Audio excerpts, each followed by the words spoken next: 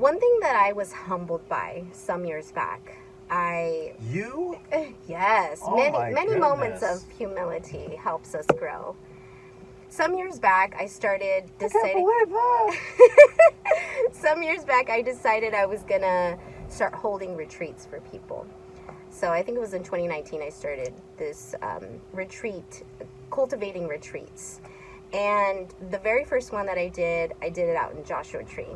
And if you've never been to Joshua Tree, I highly recommend it. It's a really very special place.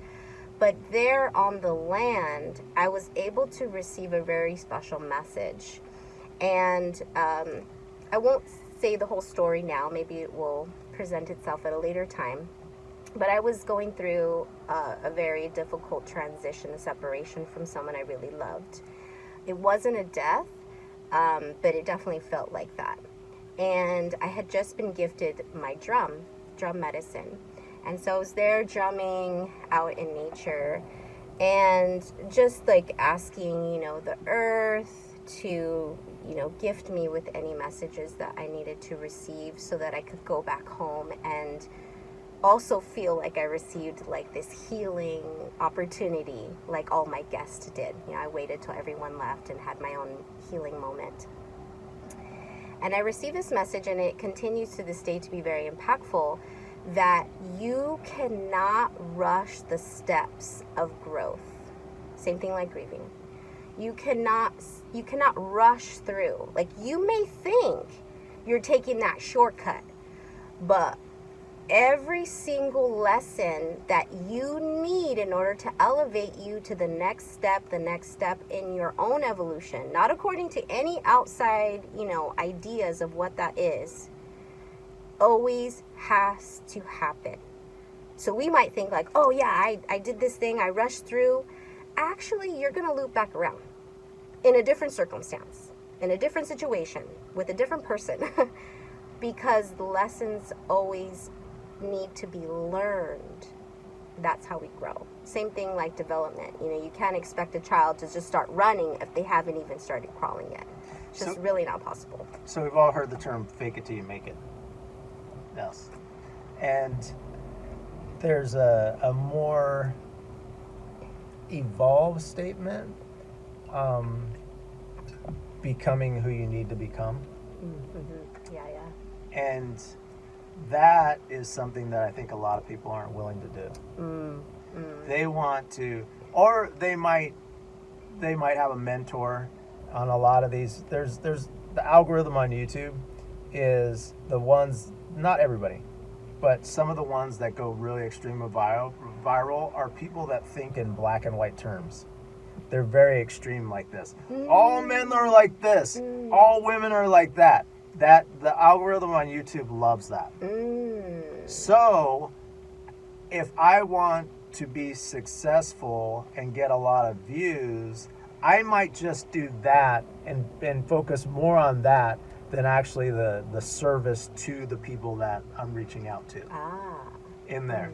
So the fake it to, so somebody might be listening to that, and these people are getting a lot of views, and they might just take the swag of one of these popular influencers and not be able to become the person that they need to become. They're like, okay, I want to be a millionaire. How does a millionaire act?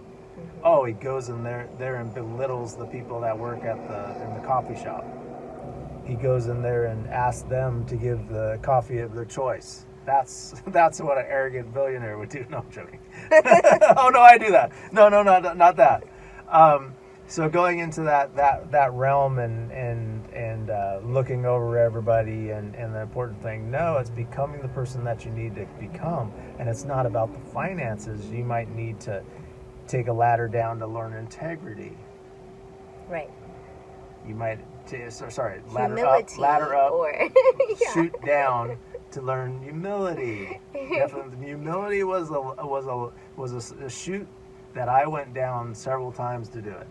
It's that, and I know that will be in my future too. I know there's no question about that. But also, the reason why I embrace that more now because I see the value in that. For sure, yeah. of taking those steps back in order to do that. Obviously, if you're in survival mode and you're drowning, and then all of a sudden you fall off a cruise ship, and then I'm like, okay, do this.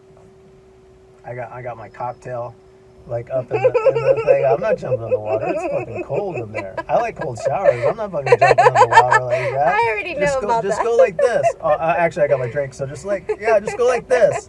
I don't know how to swim. Yeah, you just have to go like this. A lot of times, they weren't listening to their chutes and figuring like, oh, I'm going on a cruise ship. Maybe I should learn how to swim to a certain extent. And learning how to swim can mean a lot of different things, because your mind's probably saying, well, I already know how to swim. Yeah, but do you know integrity? Do you know humility? Do you know how to commune with people? Because I'm surprised that I have as many people in my life, because there was a time I didn't want anybody in my life. Not anybody, but like very, very few in there. And I have a lot more people in my life at this point, and it had to do with like just stop taking in a certain type of people, because I was just getting burned to that certain extent. Being willing to be alone and having people that respect that I like to have time to myself, and I can't always be paying attention to a lot of different people that respected my boundaries. So that's like a big thing for that. Yeah. I would love to go back to this idea of failures, because I'm curious if anyone here enjoying this conversation also resonates with like this idea of failures, or sees failure in their life, or sees failures that happen in life. And because again, everything's about perspective taking. And for me, as I said, I don't really believe in failures, because I know everything reinforces each other. So if I believe that something is a failure, then I believe that there's a deficit, and now if there's a hole, we want to fill it, right?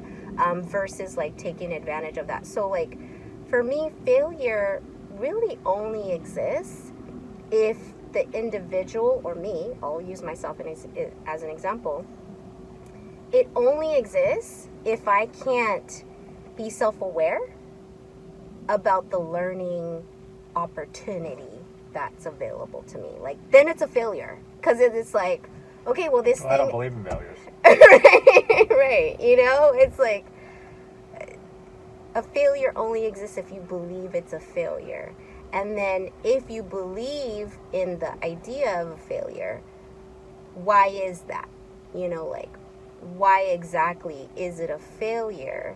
Because really a failure is just a lack of being able to be aware of like the true fullness of any given experience, or like using the analogy of the chute, like acknowledging that it is a chute. It is meant to like help us rewind back and assess and, identify where we're going, where we want to go, kind of a thing. Yeah. We also live in a culture that likes to like demonize or like belittle the idea of like falling. Because I'm thinking about it because I'm a developmentalist, so I can't help but think about it from this perspective of children when they're walking. Children who fall when they're practicing first walking, they're the ones that become very resilient and very strong in their walking abilities. Children that aren't given opportunity to fall, like the parent is just like, they don't let them fall, they're uncertain about themselves. They're not like fully confident in their ability to walk because they haven't been given an opportunity to fall, realize, oh, I'm okay, I'm gonna try again, and I'm curious about that for just like the larger society, people, and this idea of our changing world, where we're going. For sure. How do you shield yourself from the noise? Because I've known a couple times we were doing this podcast, and I was like, "Have you heard about this?" And then you, I know. and I'm like, we're like, "No, I haven't heard about that." Yeah, it's about boundaries. You know, some years back, I've done a lot of personal work, you know, on myself, and so. Shut up, Nick.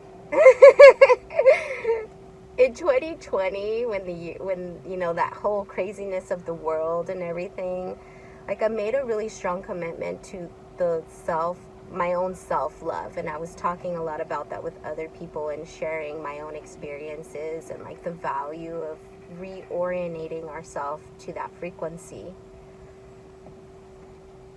And in that process, I realized that there were boundaries I needed to put in place to like honor my wellness, you know, to honor being able to fortify the things that are really important. And so boundaries became a really important thing. So I started noticing my patterns and being self-aware, taking responsibility and ownership for my own patterns and the way that it was contributing to me not feeling well. So for instance, social media or media is like bombards us with so many things all the time. And if you're a heart-centered person, you're gonna feel something. That's the intention.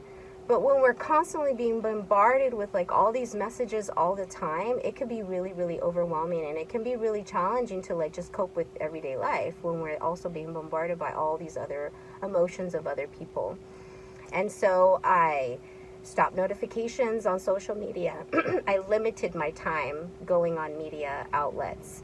I also stopped all notifications on my phone. So like for instance, still to this day, many years later, I have absolutely no notifications on my phone.